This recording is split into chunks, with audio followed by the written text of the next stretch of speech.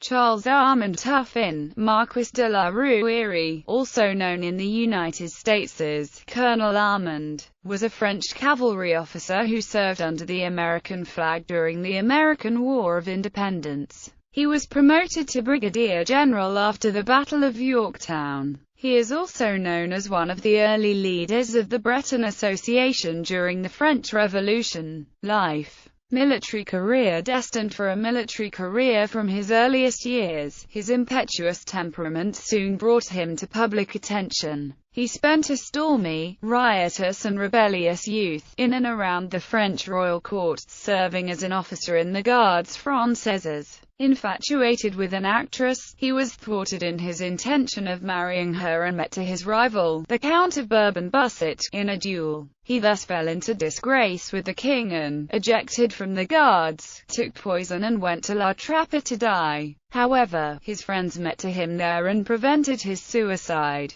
His family then made him return to Fougères, though he did not remain there long. American Revolution. At the end of 1776, he embarked at Nantes to join the Americans in the fight for independence. The Maurice, the ship in which he crossed the Atlantic, was attacked by 3 British ships on its arrival. It was sunk in Chesapeake Bay, but La Rouerie succeeding in getting to the shore, albeit completely naked and with only 3 surviving servants. Under the orders of George Washington, he became Colonel Armand and recruited volunteers, paid from his own pocket. Pulaski's Legion, initially named after its commander, was renamed the 1st Partisan Corps after Pulaski's death at the end of 1779. Made up of infantry and cavalry, this corps of foreign volunteers fluctuated between 3 and 5 companies strong. Made a general in the 25th of June 1778, he took part in the battles of New York, Monmouth, Short Hills, Brandywine, White Marsh, the campaign in Virginia, and the siege of Yorktown. In 1781, Colonel Armand returned to France to re-equip his troops, and was there made a Knight of the Order of St. Louis. On the 26th of March 1783, he was made a brigadier general in the American Army, though he left the American Army on the 25th of November that year. He returned to France for good in summer 1784, covered in glory and retaining Washington's friendship. Though he is less remembered than Lafayette's Indiana treatments of French participation in the war, as well as his military deeds, he also brought back American tulip trees, the first to be imported into Europe, and these are still to be seen at the Château de Saint-Ouen-la Rouerie. Fall of the monarchy. Start of the Revolution. In 1785, La Rouerie married Louise Caroline Guérin, Marquise de Saint-Brice, a rich aristocrat. Shortly afterwards, his wife went mad and was treated by Dr. Valentine Chevetel, with whom La Rouerie became friends, discussed politics and shared the same liberal political ideas. In the troubles leading up to the French Revolution, La Rouerie declared himself the champion of the nobility and Parliament of Brittany, which was struggling against the central court at Versailles. He was one of 12 angry deputies sent to the king in 1787, to petition for the restoration of the province's privileges. In 1788 he gave up his military career when he was offered a command by Louis XVI, out of opposition to his suppressing the liberties which the Kingdom of France had accorded Brittany on their union, and so was imprisoned in the Bastille on 15 July that year, making him a popular hero. He was freed a month later, but would give up his ideas. Initially he welcomed the revolution which came soon afterwards, but at the Estates General of 1789 he was indignant to see the Breton nobility succumbing to the pretensions of the Third Estate. Excited to resistance, he provoked a refusal to send representatives to the Estates, saying that he did not want this ancient nobility to bend over itself to become a double representation of the people. Finally, having made this chivalrous protest, they signed it in the blood of the Breton nobles, against the ministry's anti-monarchist innovations. The Breton conspiracy. The Breton Association, initially the partners, reaffirming citizenship, was a simply defensive association against the factious crowd, robbers or criminals, but as the republicanism became more radical in Paris,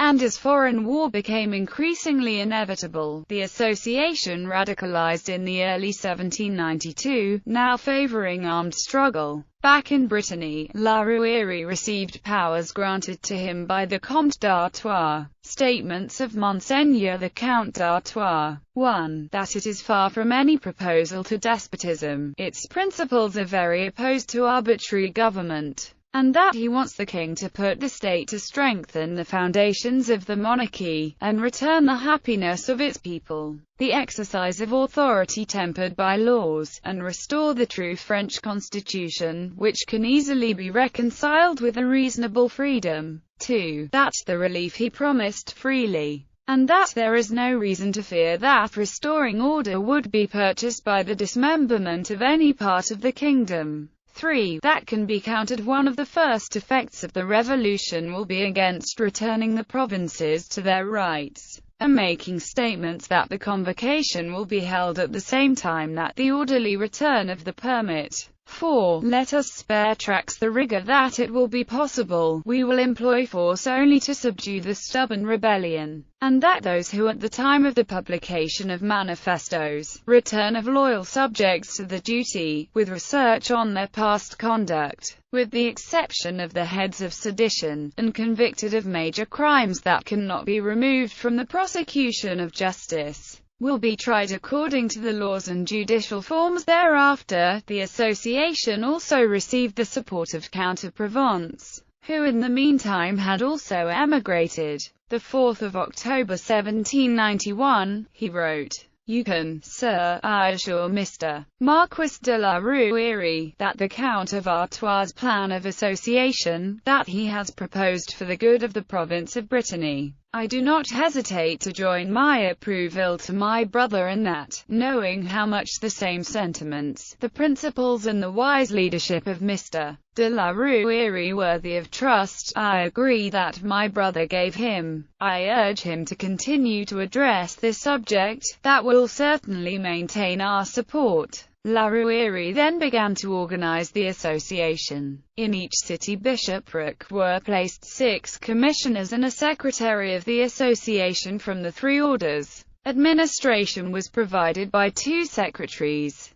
Deschamps and Loisel. The treasurer of the association was André Deslas. Tommaso, of St. Malo, was responsible for stewardship. 2 men, Henry, innkeeper at St. Servan, and Vincent, were charged with links to Jersey. The partners received the delivery, through England, of silver, 6,600 guns, powder, 300 complete uniforms and 4 cannon. They raised troops. Recruitment of volunteers was organized. Measures were taken to build support garrisons of the National Guard. He was scheduled to address the ranks by the number of men, so that, for example, 20 men of arms will be taught, 30 will be sub-lieutenant, 40 lieutenant, etc., all without making distinctions based on the nobility of any volunteer. La Rouerie now found support among the population of Brittany, which was very disappointed with the revolution, after having first been in favor, and strongly opposed to the civil constitution of the clergy. La Rouerie was Catholic, too, although not practicing. He criticized the civil constitution of clergy, and prepared as the manifesto of the association. They cannot conceal that the discontent of the people is spreading more and more, as the distance that generally reflects constitutional for the priests, as also the general desertion of their church announced too clear, that the wish of the vast majority of the people is contrary to the laws that divided the church, and destroyed the French clergy, without any reason of public utility. He also argued that since the abolition of the States of Brittany, poverty had increased, and taxes were now 3 times higher. You cannot hide any more that the public misery worsens by the day, that trade languishes increasingly,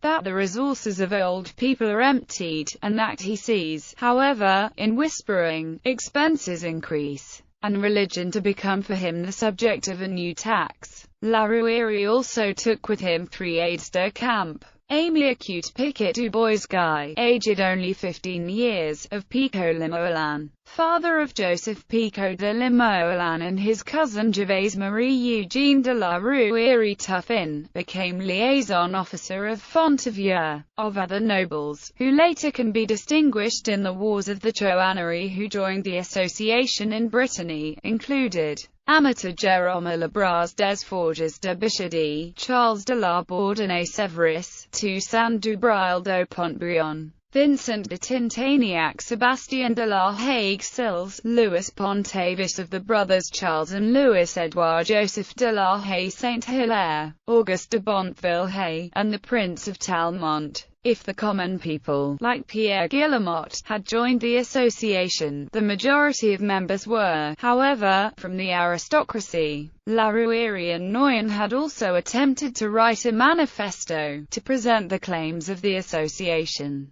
The purpose of the association is to contribute primarily to the most peaceful return of the monarchy, the salvation of the rights of the province, the properties and honour. The other manifesto presented to the Count d'Artois, at the end of the year 1791 began, "We the undersigned citizens of the province of Brittany, believe giving the reasons for our present association, first, declare unanimously that the dearest wish of our heart is to live free or die, as expressed by its organization. Our former government and Breton prescribe moreover Article 6, Section 5, Chapter 1 of the Constitution of the 3rd of September 1791, and our intention is only propagated to any principles or we allow any acts that can be taken for an indirect violation of the oath. We declare more, it must be clearly understood that he does from us obedience and fidelity, that we owe it to the king, our legitimate sovereign, and we look on the contrary, as our enemies all those who reported abuse and its benefits, his tender solicitude for his people, seeking to weaken its authority, guardianship, reduce its powers and destroy his throne by the insinuation of criminal republican ideas,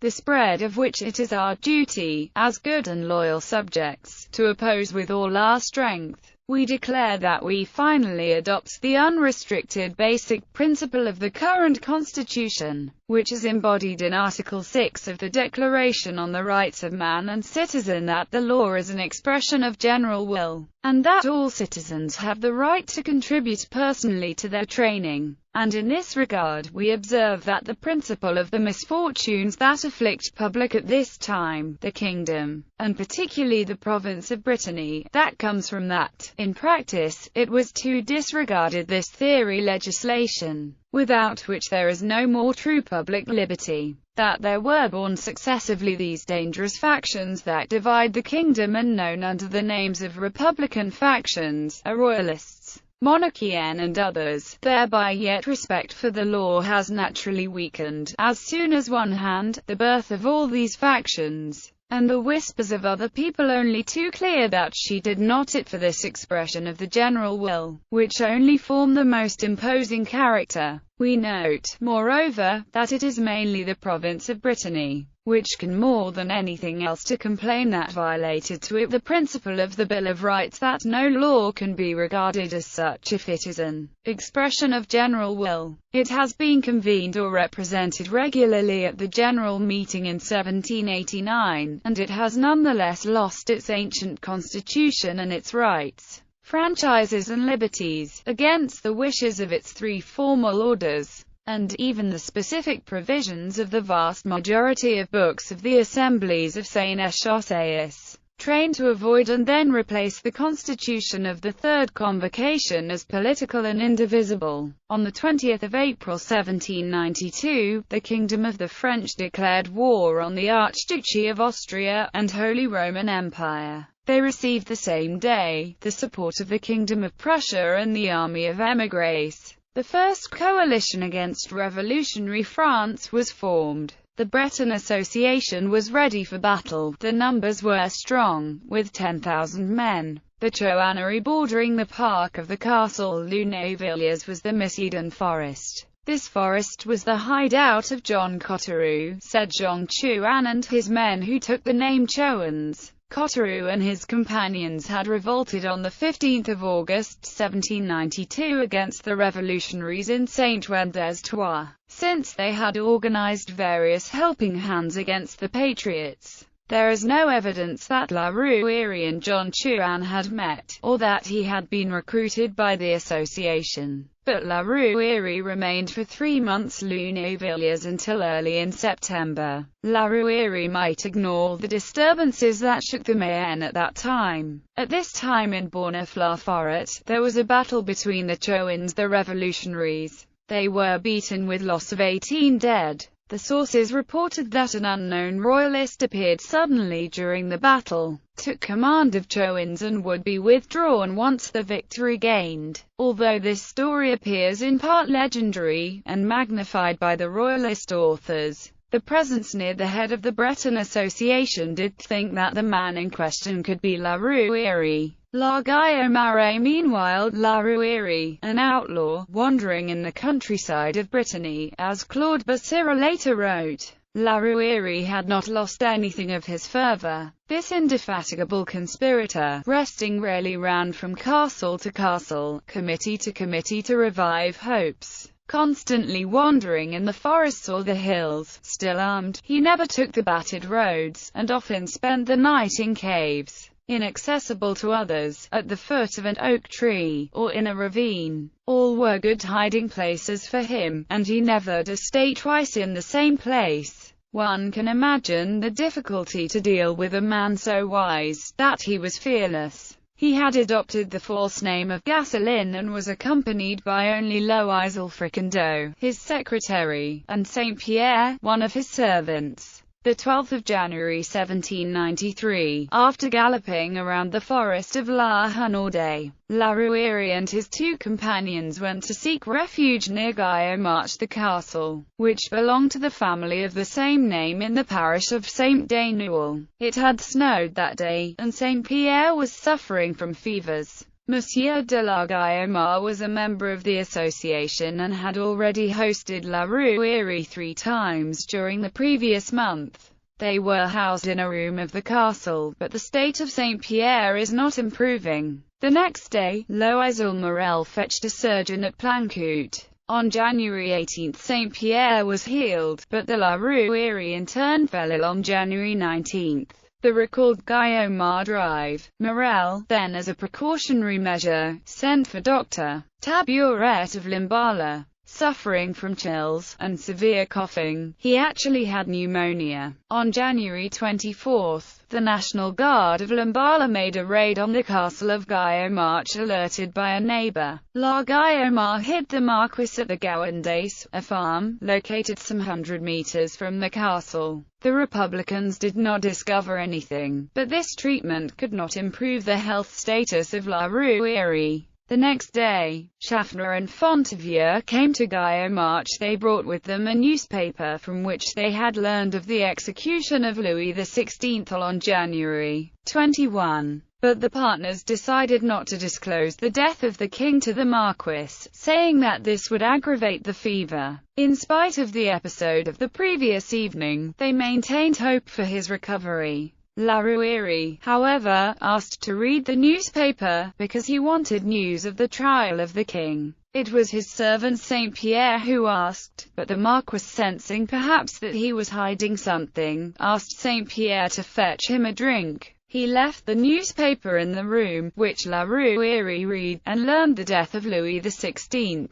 Rouerie then had a crisis of delirium. He jumped out of bed, dressing, said he would leave, but collapsed totally weakened. For 3 days, he lay dying, alternating between prostration, delirium, and unconsciousness. A third doctor, Lamasson, was dispatched but could not do anything. Rouerie died on 30 January 1793, at 4:30 in the morning. End of the association. From the reports of Chevetel, Lalagan did arrest several members of the Breton conspiracy. He also discovered papers buried by Dazilla, but most associates avoided detection, because Thérèse de Maulien burned the list of members of the association. Shortly after the death of La Rouerie, a total of 27 Lalagande prisoners were led to Paris to be judged. The trial opened on 4 June 1793, and ended on 18 June 1793. At the end of the trial 13 defendants were acquitted, 2 were sentenced to deportation, and the gardener of Parish, Mr. and Mrs. La Guillaume, Louis du Pontavis the Chauvin, Madame de la Flanchaise, Morin de Launay, Locquet Granville, John Vincent, Groult La Motte